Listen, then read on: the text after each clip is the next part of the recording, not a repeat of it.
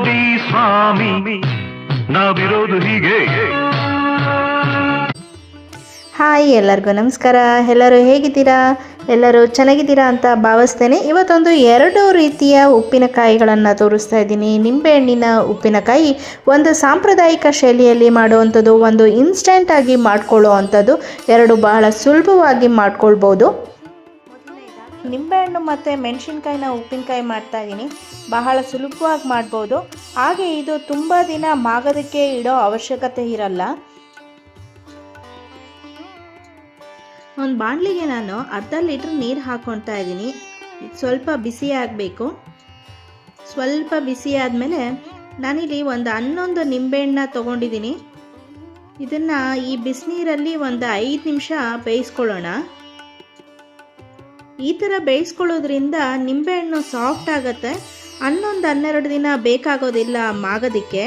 ನಾನಿಲ್ಲಿ lid close ಮಾಡಿ ಒಂದು 5 ನಿಮಿಷ ಬಿಟ್ಟಿರ್ತೀನಿ. ನೋಡಿ, ಈಗ 5 ನಿಮಿಷ ಆಗಿದೆ, ಕುದೀತಾ ಇದೆ. ಸಾಕು, ತುಂಬ ಬೇಯಿಸ್ಕೊಳೋದಕ್ಕೆ ಹೋಗ್ಬಾರ್ದು. ತುಂಬ ಬೇಯಿಸ್ಕೊಂಡ್ಬಿಟ್ರೆ ನಿಂಬೆಹಣ್ಣೆಲ್ಲ ಒಡೆದೋಗ್ಬಿಡುತ್ತೆ. ನಿಂಬೆಹಣ್ಣಿನ ರಸ ಎಲ್ಲ ನೀರೊಳಗೆ ಸೇರ್ಕೊಂಡ್ಬಿಡುತ್ತೆ. ನಾನಿದು ನಿಂಬೆಹಣ್ಣೆಲ್ಲ ಒಂದು ಬೌಲಿಗೆ ಹಾಕ್ಕೊಳ್ತಾ ಇದ್ದೀನಿ. ಇದು ಪೂರ್ತಿ ತಣ್ಣಗಾಗಬೇಕು. ತಣ್ಣಗಾದ್ಮೇಲೆ ಕಟ್ ಮಾಡ್ಕೊಳ್ಳೋಣ. ಹಾಗೆ ಈ ನೀರು, ಕುದ್ದಿರೋ ನೀರು ಏನು ವೇಸ್ಟ್ ಆಗಲ್ಲ. ಇದನ್ನು ಬೇಕಾದರೆ ನೀವು ಮನೆ ಕ್ಲೀನಿಂಗಿಗೆ ಇಟ್ಕೋಬೋದು. ಗ್ಲಾಸು, ಮಿರರ್ ಎಲ್ಲ ಕ್ಲೀನ್ ಮಾಡ್ಕೊಳಕ್ಕೆ ಇಟ್ಕೋಬೋದು. ತುಂಬ ಚೆನ್ನಾಗಿ ಕ್ಲೀನ್ ಆಗುತ್ತೆ. ನೋಡಿ, ಇದು ಈ ಥರ ಬೆಂದಿದೆ. ಒಂದು ಮುಟ್ಟು ನೋಡಿದ್ರೆ ಗೊತ್ತಾಗುತ್ತೆ ಸಾಫ್ಟ್ ಆಗಿದೆ ಇಲ್ಲ ಅಂತ ಅಂದು. ಎಲ್ಲ ನಿಂಬೆಹಣ್ಣುಗಳು ಚೆನ್ನಾಗಿ ಸಾಫ್ಟ್ ಆಗಿದೆ. ಇದು ಸ್ವಲ್ಪ ಹಾರಬೇಕು. ಅಷ್ಟರಲ್ಲಿ ನಾನು ಒಂದು 15 ಮೆಣಸಿನ್ಕಾಯಿ ತೊಗೊಂಡಿದ್ದೀನಿ, ಹಸಿ ಮೆಣಸಿನ್ಕಾಯಿ. ಇದನ್ನು 2 ತುಂಡಾಗಿ ಕಟ್ ಮಾಡ್ಕೊಂಡಿದ್ದೀನಿ ಉಪ್ಪಿನಕಾಯಿಗೆ ಹಾಕೋಕ್ಕೆ ಅಂತ. ಇದಕ್ಕೆ ಒಂದು ಮಸಾಲೆ ರೆಡಿ ಮಾಡ್ಕೊಳ್ಳೋಣ. ನಾನಿಲ್ಲಿ 2 ಸ್ಪೂನು ಸಾಸಿವೆ ಹಾಕ್ಕೊಂಡು ಹುರ್ಕೊಳ್ತಾ ಇದ್ದೀನಿ. ಲೋ ಫ್ಲೇಮ್ನಲ್ಲಿ ಇಟ್ಕೊಂಡು ಹುರ್ಕೊಳ್ಬೇಕಾಗತ್ತೆ. ಚಿಟಪಟ ಅಂತ ಸೌಂಡ್ ಬರುತ್ತೆ. ಸೌಂಡ್ ಬಂದಾಗ ತೆಗೆದ್ರೆ ಸಾಕು, ಜಾಸ್ತಿ ಹುರ್ಕೊಳೋ ಅವಶ್ಯಕತೆ ಇರಲ್ಲ. ಹಾಗೆ ನಾನಿಲ್ಲಿ 1 ಸ್ಪೂನು ಮೆಂತ್ಯ ಹಾಕ್ಕೊಳ್ತಾ ಇದ್ದೀನಿ. 2 ಸ್ಪೂನು ಸಾಸಿವೆಗೆ 1 ಸ್ಪೂನು ಮೆಂತ್ಯ ಹಾಕ್ಕೊಳ್ತಾ ಇದ್ದೀನಿ. ಮೆಂತ್ಯನೂ ಅಷ್ಟೇ ಸ್ವಲ್ಪ ಕಲರ್ ಚೇಂಜ್ ಆಗೋ ತನಕ ಹುರ್ಕೊಳ್ಬೇಕಾಗತ್ತೆ ಲೋ ಫ್ಲೇಮ್ನಲ್ಲಿ. ನೋಡಿ, ಮೆಂತ್ಯ ಕಾಳು ಕಲರ್ ಚೇಂಜ್ ಆಗಿದೆ. ಇದನ್ನು ಒಂದು ಪ್ಲೇಟಿಗೆ ಹಾಕ್ಕೊಳ್ಳೋಣ. ಸಾಸಿವೆ ಇದ್ದ ಪ್ಲೇಟಿಗೆ ಆರ್ಲಿ. ಇದು ತಣ್ಣಗಾದ್ಮೇಲೆ ಪುಡಿ ಮಾಡ್ಕೋಬೇಕಾಗತ್ತೆ. ಹಾಗೆ ನಾನಿಲ್ಲಿ ನಿಂಬೆಹಣ್ಣು ತಣ್ಣಗಾಗೋದಕ್ಕೆ ಬಿಟ್ಟಿದ್ನಲ್ಲ, ಅದನ್ನು ಎಲ್ಲ ಒಂದೊಂದೇ ನಿಂಬೆಹಣ್ಣು ತೊಗೊಂಡು ಒಂದು ಸ್ವಲ್ಪನೂ ನೀರಿಲ್ದಲೇ ಒರೆಸ್ಕೋಬೇಕಾಗತ್ತೆ. ನಾನು ಟಿಶ್ಯೂ ಪೇಪರಲ್ಲಿ ಎಲ್ಲ ನಿಂಬೆಹಣ್ಣುಗಳನ್ನ ಒರೆಸ್ಕೊಂಡಿದ್ದೀನಿ. ಹಾಗೆ ಇಲ್ಲಿ ಕಟ್ ಮಾಡೋಣ. ನಿಮಗೆ ಕಟ್ ಮಾಡಬೇಕಾದ್ರೆ ಗೊತ್ತಾಗುತ್ತೆ ನಿಂಬೆಹಣ್ಣು ಎಷ್ಟು ಸಾಫ್ಟ್ ಆಗಿದೆ ಅಂತ ಅಂದು. ನೋಡಿ, ಈ ಥರ ಕಟ್ ಮಾಡಬೇಕಾಗತ್ತೆ. ಇದರೊಳಗೆ ಬಂದಿರೋ ಬೀಜಗಳನ್ನೆಲ್ಲ ತೆಗೆದಾಕಬೇಕು. ನೋಡಿ, ಒಂದು ನಿಂಬೆಹಣ್ಣಲ್ಲಿ ನಾನು 8 ಪೀಸ್ ಮಾಡ್ಕೊಳ್ತಾ ಇದ್ದೀನಿ. ಇದೇ ಥರ ಎಲ್ಲ ನಿಂಬೆಹಣ್ಣುಗಳನ್ನ ಕಟ್ ಮಾಡ್ಕೊಳ್ಳೋಣ. ಹಾಗೆ ಯಾರೆಲ್ಲ ನನ್ನ ವಿಡಿಯೋನ ಫಸ್ಟ್ ಟೈಮ್ ನೋಡ್ತಾ ಇದ್ರೆ ದಯವಿಟ್ಟು ಸಬ್ಸ್ಕ್ರೈಬ್ ಮಾಡ್ಕೊಂಡು ನೋಡಿ. ಸಬ್ಸ್ಕ್ರೈಬ್ ಮಾಡ್ಕೊಂಡಿರೋರು ಲೈಕ್, ಶೇರ್, ಕಮೆಂಟ್ ಮಾಡಿ. ಈ ರೆಸಿಪಿನ ಟ್ರೈ ಮಾಡಿ ಹೇಗಾಗಿತ್ತು ಅಂತ ಕಮೆಂಟ್ ಮಾಡಿ ಹೇಳಿ. ನೋಡಿ, ಈ ಥರ ಎಲ್ಲ ಕಟ್ ಮಾಡ್ಕೊಂಡಿದ್ದೀನಿ. ಒಂದು ಬೌಲಿಗೆ ಹಾಕ್ಕೊಂಡು ಬಂದೆ. ನೋಡಿ, ಇಷ್ಟು ಬೀಜ ಬಂದಿದೆ. ಇಷ್ಟು ಬೀಜ ಎಲ್ಲ ತೆಕ್ಕೊಂಡಿದ್ದೀನಿ ನಾನು. ಇದರೊಳಗೆ ನಿಂಬೆಹಣ್ಣಿನ ರಸ ಬಿಡುತ್ತೆ, ಅದನ್ನು ಇದಕ್ಕೆ ಹಾಕ್ಕೊಳ್ಬೇಕು. ನಾನಿಲ್ಲಿ ಒಂದು ಬಾಣಲಿಗೆ ಹೆಚ್ಚಿಟ್ಕೊಂಡಿರೋ ಅಂಥ ನಿಂಬೆಹಣ್ಣೆಲ್ಲ ಹಾಕ್ಕೊಳ್ತಾ ಇದ್ದೀನಿ. ಹಾಗೆ ಮೆಣಸಿನ್ಕಾಯಿ ಹೆಚ್ಚಿಟ್ಕೊಂಡಿದ್ನಲ್ಲ ಅದನ್ನು ಹಾಕ್ಕೊಳ್ತಾ ಇದ್ದೀನಿ. ಮತ್ತು ಸಾಸಿವೆ ಮೆಂತ್ಯನ ಪುಡಿ ಮಾಡ್ಕೊಂಡಿದ್ದೆ, ಅದನ್ನು ಕೂಡ ಹಾಕ್ಕೊಳ್ತಾ ಇದ್ದೀನಿ. ಹಾಗೆ ಒಂದು ಅರ್ಧ ಟೀ ಸ್ಪೂನು ಅರಿಶಿಣ ಹಾಕ್ಕೊಳ್ತಾ ಇದ್ದೀನಿ. 1 ಟೇಬಲ್ ಸ್ಪೂನು ಅಚ್ಚ ಖಾರದ ಪುಡಿ ಹಾಕ್ಕೊಳ್ತಾ ಇದ್ದೀನಿ. ಅರ್ಧ ಟೇಬಲ್ ಸ್ಪೂನು ಉಪ್ಪು ಹಾಕ್ಕೊಳ್ತಾ ಇದ್ದೀನಿ. ಇದನ್ನೆಲ್ಲ ಸಮ ಪ್ರಮಾಣದಲ್ಲಿ ಕಲಿಸ್ಕೋಬೇಕಾಗತ್ತೆ. ಎಲ್ಲ ಕಡೆನೂ ಹಾಕಬೇಕು, ನಿಂಬೆಹಣ್ಣಿಗೆ ಮತ್ತು ಮೆಣಸಿನ್ಕಾಯಿಗೆ ಈ ಮಸಾಲೆ.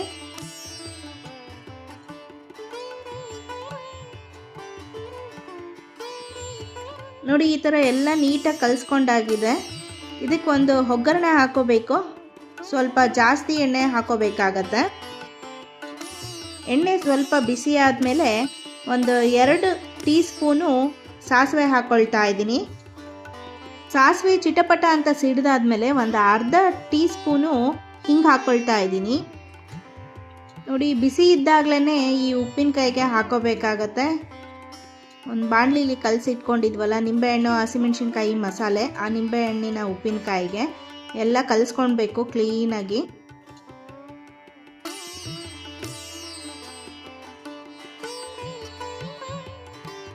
ಈ ಥರ ಎಲ್ಲ ಕಲಿಸ್ಕೊಂಡಾದ್ಮೇಲೆ ಆ ಬಾಣಲಿಲೇ ನಾನು ಲಿಡ್ಡು ಮುಚ್ಚಿಬಿಟ್ಟು ಒಂದು ಓವರ್ ನೈಟ್ ಬಿಡ್ತೀನಿ, ಒಂದು ಇಡೀ ರಾತ್ರಿ ಬಿಟ್ಟಿರ್ತೀನಿ.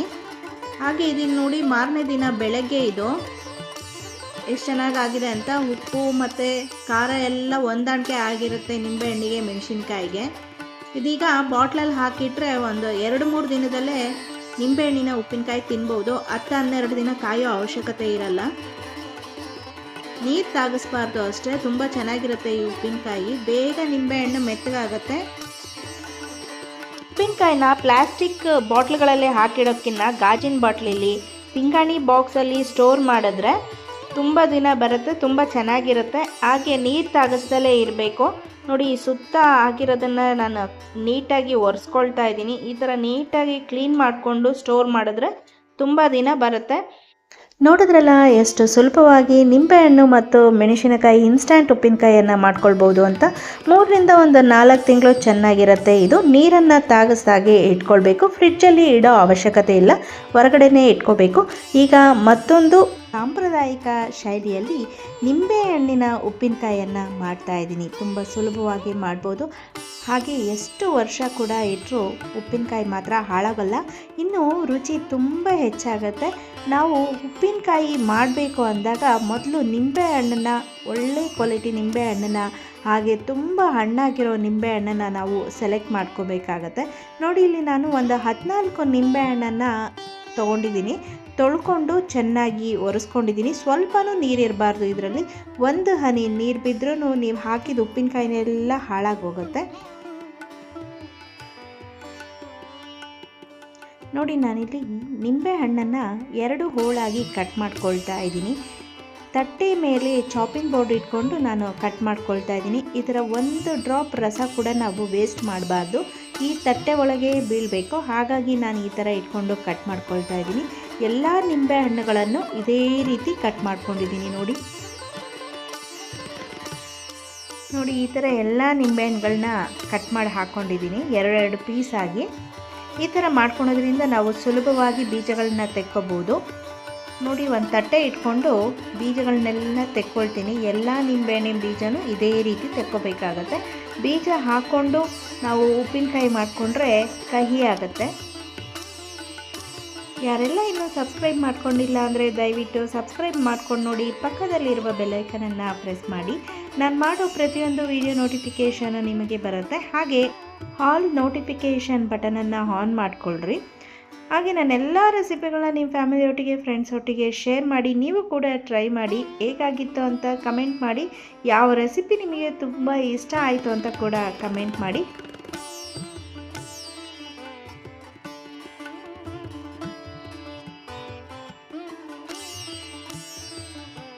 ನೋಡಿ, ಎಲ್ಲ ನಿಂಬೆಹಣ್ಣುಗಳು ಅಂದರೆ 2 ಪೀಸಾಗಿ ಕಟ್ ಮಾಡ್ಕೊಂಡಂಥ ನಿಂಬೆಹಣ್ಣುಗಳ ಬೀಜಗಳನ್ನೆಲ್ಲ ತೆಗೆದು ಒಂದು ಕಡೆ ಇಟ್ಕೊಂಡಿದ್ದೀನಿ. ಇನ್ನೊಂದು ತಟ್ಟೆಯಲ್ಲಿ ಕಟ್ ಮಾಡ್ಕೊಂಡಂಥ ನಿಂಬೆಹಣ್ಣನ್ನು ಇಟ್ಕೊಂಡಿದ್ದೀನಿ.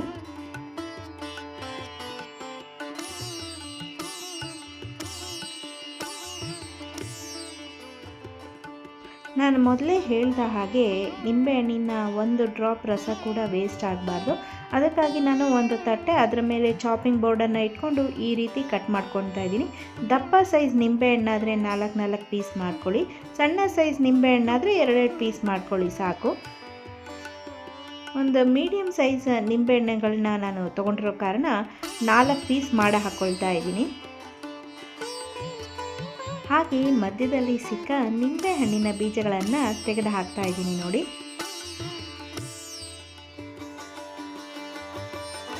ನಾನು ತುಂಬ ತಿಂಗಳುಗಳ ಹಿಂದೆ ಇನ್ಸ್ಟಂಟ್ ನಿಂಬೆಹಣ್ಣಿನ ಉಪ್ಪಿನಕಾಯಿಯನ್ನು ಕೂಡ ಮಾಡೋದು ಹಾಕಿದ್ದೀನಿ.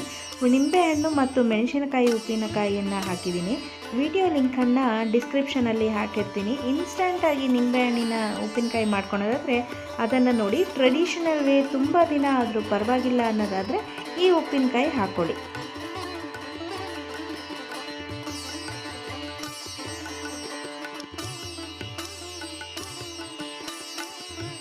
ನೋಡಿ, ಎಲ್ಲ ನಿಂಬೆ ಹಣ್ಣುಗಳನ್ನು 4 ಪೀಸನ್ನಾಗಿ ಕಟ್ ಮಾಡಿ ಹಾಕ್ಕೊಂಡಿದ್ದೀನಿ. ಈಗ ಒಂದು ಒಣಗಿರುವ ಗಾಜಿನ ಬಾಟ್ಲಿಗೆ ಹಾಕ್ಕೊಳ್ತಾ ಇದ್ದೀನಿ. ಉಪ್ಪಿನಕಾಯಿಯನ್ನು ಗಾಜಿನ ಬಾಟ್ಲಿಗೆ ಹಾಕಿಟ್ರೆ ತುಂಬ ಫ್ರೆಶ್ ಆಗಿರುತ್ತೆ, ಹಾಗೆ ತುಂಬ ದಿನಗಳ ಕಾಲ ಬರುತ್ತೆ. ನೋಡಿ ಈ ಬಾಟ್ಲನ್ನು ನಾನು ಚೆನ್ನಾಗಿ ಒರೆಸ್ಬಿಟ್ಟು ಇಟ್ಕೊಂಡಿದ್ದೀನಿ, ಒಂದು ಹನಿ ಕೂಡ ನೀರಿಲ್ಲ. ಈಗ ಒಂದು ಲೇಯರು ನಿಂಬೆಹಣ್ಣು ಹಾಗೆ ಒಂದು ಸ್ವಲ್ಪ ಉಪ್ಪನ್ನು ಹಾಕ್ಕೊಳ್ತೀನಿ. ನಾನಿಲ್ಲಿ ಪುಡಿ ಉಪ್ಪನ್ನು ಯೂಸ್ ಮಾಡ್ತಾ ಇದ್ದೀನಿ, ನಿಮಗೆ ಬೇಕಾದರೆ ಕಲ್ಲುಪ್ಪನ್ನು ಕೂಡ ನೀವು ಹಾಕ್ಕೊಳ್ಬೋದು. ನಾನು ಅಡುಗೆಗೆಲ್ಲ ಪುಡಿ ಉಪ್ಪು ಬಳಸೋದ್ರಿಂದ ಉಪ್ಪಿನಕಾಯಿಗೂ ಕೂಡ ನಾನು ಪುಡಿ ಉಪ್ಪೇ ಹಾಕ್ಕೊಳ್ತಾ ಇದ್ದೀನಿ. ಈಗ ಉಪ್ಪನ್ನು ಹಾಕ್ಕೊಳ್ತಾ ಇದ್ದೀನಿ ನೋಡಿ. ಉಪ್ಪನ್ನು ಹಾಕಿದ ನಂತರ ಮತ್ತೆ 2 ಸ್ಪೂನು ನಿಂಬೆಹಣ್ಣನ್ನು ಹಾಕ್ಕೊಳ್ತಾ ಇದ್ದೀನಿ. ಮತ್ತು ಇದು ಪುನಃ ರಿಪೀಟ್ ಮಾಡಬೇಕಾಗತ್ತೆ. ಉಪ್ಪು ಮತ್ತು ನಿಂಬೆಹಣ್ಣನ್ನು ಹಾಕ್ಕೊಳ್ಬೇಕಾಗತ್ತೆ. ನಿಮಗೆ ಉಪ್ಪು ಜಾಸ್ತಿ ಆಗುತ್ತೆ ಅಂತ ಅನ್ನಿಸ್ಬೋದು, ಆದರೆ ಉಪ್ಪಿನಕಾಯಿ ಸ್ವಲ್ಪ ಜಾಸ್ತಿ ಇದ್ದರೆ ಉಪ್ಪಿನಕಾಯಿ ತುಂಬ ದಿನಗಳ ಕಾಲ ಬರುತ್ತೆ. ಉಪ್ಪು ಜಾಸ್ತಿ ಅನಿಸೋಲ್ಲ. ನೀವು ಉಪ್ಪಿನಕಾಯಿ ಮಾಡಿದಾಗ ಟೇಸ್ಟು ಸೂಪರ್ ಆಗಿರುತ್ತೆ, ಉಪ್ಪು ಹೆಚ್ಚಾಗಲ್ಲ. ನೋಡಿ ನಿಂಬೆಹಣ್ಣು 1 ಲೇಯರು, ಉಪ್ಪು 1 ಲೇಯರು ಹಾಕ್ಕೊಂಡಾಯಿತು. ಈಗ ನಾವು ನಿಂಬೆಹಣ್ಣನ್ನು ಹೆಚ್ಕೊಳ್ಬೇಕಾದ್ರೆ ಇಷ್ಟೊಂದು ರಸ ಬಿಟ್ಟಿದೆ ನೋಡಿ, ಅದನ್ನೇ ಹಾಕ್ತಾ ಇದ್ದೀನಿ. ಹಣ್ಣಿನ ರಸವನ್ನು ಹಾಕಿ ಟೈಟಾಗಿ ಮುಚ್ಚಳವನ್ನು ಮುಚ್ಚಿಟ್ರೆ ಚೆನ್ನಾಗಿ ಮಾಕ್ಕೊಳ್ಳುತ್ತೆ ನಿಂಬೆಹಣ್ಣು. ನಂತರ ಮಸಾಲೆಯನ್ನು ಸೇರಿಸಿ ಒಗ್ಗರಣೆ ಹಾಕಿದರೆ ಉಪ್ಪಿನಕಾಯಿ ರೆಡಿಯಾಗಿರುತ್ತೆ, ಸೂಪರಾಗಿರುತ್ತೆ. ನೋಡಿ 14 ದಿನ ಆಗಿದೆ, ಎಷ್ಟು ಚೆನ್ನಾಗಿ ಮಾಗಿದೆ ನೋಡಿ. ಒಂದು ಬಾಂಡಲಿಗೆ ಹಾಕಿ ತೋರಿಸ್ತಾ ಇದ್ದೀನಿ ನೋಡಿ ಎಷ್ಟು ಚೆನ್ನಾಗಿದೆ ಅಂತ ಚೆನ್ನಾಗಿ ಮಾಗಿದೆ. ಈಗ ಮಸಾಲೆಯನ್ನು ಹಾಕಿಟ್ಬಿಟ್ರೆ ಒಳ್ಳೆ ಉಪ್ಪಿನಕಾಯಿ ಮಾತ್ರ ಎಷ್ಟು ದಿನ ಇಟ್ಟರು ನೀವು ಹಾಳಾಗಲ್ಲ, ಟೇಸ್ಟ್ ಇನ್ನೂ ಚೆನ್ನಾಗಿರುತ್ತೆ. ನೀವು ಒಂದು ಸರಿ ಮಾಡಿ ನೋಡಿ. ಇದಕ್ಕೀಗ ಒಂದು ಸಿಂಪಲ್ ಆದ ಮಸಾಲೆಯನ್ನು ರೆಡಿ ಮಾಡ್ಕೊಳ್ಳೋಣ. ಅದಕ್ಕೆ ಸ್ಟವನ್ನು ಆನ್ ಮಾಡಿಕೊಂಡು ಒಂದು ಪ್ಯಾನನ್ನು ಇಟ್ಕೊಳ್ಳೋಣ. 1 ಚಮಚದಷ್ಟು ಮೆಂತ್ಯ ಕಾಳುಗಳನ್ನು ಹಾಕ್ಕೊಳ್ಳೋಣ. ಲೋ ಫ್ಲೇಮ್ನಲ್ಲೇ ಇಟ್ಕೊಂಡು ಫ್ರೈ ಮಾಡ್ಕೊಳ್ಬೇಕಾಗತ್ತೆ. ಹೈ ಫ್ಲೇಮ್ ಬೇಡ, ಕಪ್ಪಗಾಗಿ ಹೋಗ್ಬಿಡುತ್ತೆ, ಆಮೇಲೆ ಟೇಸ್ಟ್ ಎಲ್ಲ ಹಾಳಾಗೋಗ್ಬಿಡುತ್ತೆ ಉಪ್ಪಿನಕಾಯಿದು.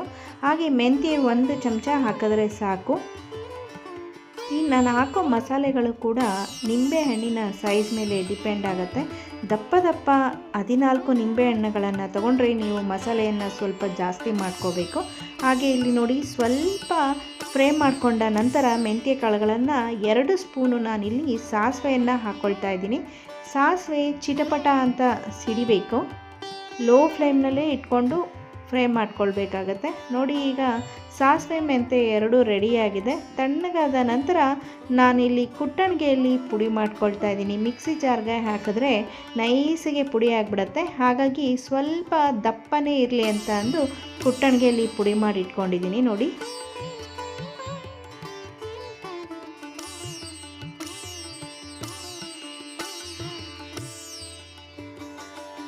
ನೋಡಿ 4 ಸ್ಪೂನ್ರಷ್ಟು ಉಪ್ಪನ್ನು ಹಾಕಿದ್ದೆ, ಹೆಚ್ಚು ನೀರು ಬಿಡುತ್ತೆ ಅಂದ್ಕೊಂಡೆ, ಹೆಚ್ಚು ಹುಳಿಯನ್ನು ಬಿಟ್ಕೊಂಡಿಲ್ಲ. ಇದು ನಾವೆಷ್ಟು ಹುಳಿ ಹಾಕಿದ್ರೂ ಅಷ್ಟರಲ್ಲೇ ಇದೆ.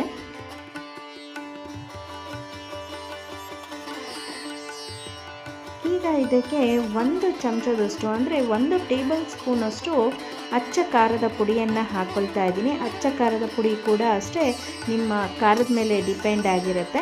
1/4 ಸ್ಪೂನು ಅರಿಶಿಣದ ಪುಡಿಯನ್ನು ಹಾಕ್ಕೊಂಡಿದ್ದೀನಿ. ಹಾಗೆ ಕುಟ್ಟಿಟ್ಕೊಂಡಂಥ ಮೆಂತ್ಯ ಕಾಳು ಮತ್ತು ಸಾಸಿವೆ ಕಾಳಿನ ಪುಡಿಯನ್ನು ಹಾಕ್ಕೊಳ್ತಾ ಇದ್ದೀನಿ. 1 ಚಮಚದಷ್ಟು ಮತ್ತೆ ಉಪ್ಪನ್ನು ಹಾಕ್ಕೊಳ್ತಾ ಇದ್ದೀನಿ. ನಂತರ ಒಂದು ಸ್ವಲ್ಪ ಒಗ್ಗರಣೆಯ ಪ್ಯಾನಿಗೆ ಸ್ವಲ್ಪ ಎಣ್ಣೆಯನ್ನು ಹಾಕ್ಕೊಳ್ಳೋಣ. ಚೆನ್ನಾಗಿ ಎಣ್ಣೆ ಕಾದ ನಂತರ ಒಂದು ಅರ್ಧ ಟೇಬಲ್ ಸ್ಪೂನಷ್ಟು ಸಾಸಿವೆಯನ್ನು ಹಾಕ್ಕೊಳ್ತಾ ಇದ್ದೀನಿ. ನಿಮಗೆ ಬೇಕಾದರೆ ಇಲ್ಲಿ ಸಾಸಿವೆ ಎಣ್ಣೆ ಕೂಡ ಬಳಸ್ಬೋದು. ಸಾಸಿವೆ ಚಟಪಟ ಅಂತ ಸಿಡಿದ ನಂತರ ಫ್ಲೇಮನ್ನು ಆಫ್ ಮಾಡಿಬಿಟ್ಟು ಹಿಂಗನ್ನು ಹಾಕ್ಕೊಳ್ತಾ ಇದ್ದೀನಿ. ಒಂದು ಅರ್ಧ ಚಮಚದಷ್ಟು ನಾನು ಹಿಂಗನ್ನು ಹಾಕ್ಕೊಂಡಿದ್ದೀನಿ. ನಂತರ ಪೂರ್ತಿ ತಣ್ಣಗಾಗಬೇಕು ಒಗ್ಗರಣೆ. ತಣ್ಣಗಾದ ನಂತರನೇ ಈ ಮಸಾಲೆ ಎಲ್ಲ ಹಾಕಿಟ್ಟಿದ್ವಲ್ಲ ನಿಂಬೆಹಣ್ಣಿನ ಬಾಣಲಿಗೆ ಹಾಕ್ಕೊಳ್ಳೋಣ. ನಂತರ ಚೆನ್ನಾಗಿ ಕಲಿಸ್ಕೊಳ್ಬೇಕಾಗತ್ತೆ. ಇದನ್ನು ಎಲ್ಲ ಕಡೆನೂ ಸಮ ಪ್ರಮಾಣದಲ್ಲಿ ಉಪ್ಪು ಖಾರ ಮತ್ತು ಮಸಾಲೆ ಆಗೋ ರೀತಿ ತಿರುಗಿಸ್ಕೊಳ್ಬೇಕು ಚೆನ್ನಾಗಿ.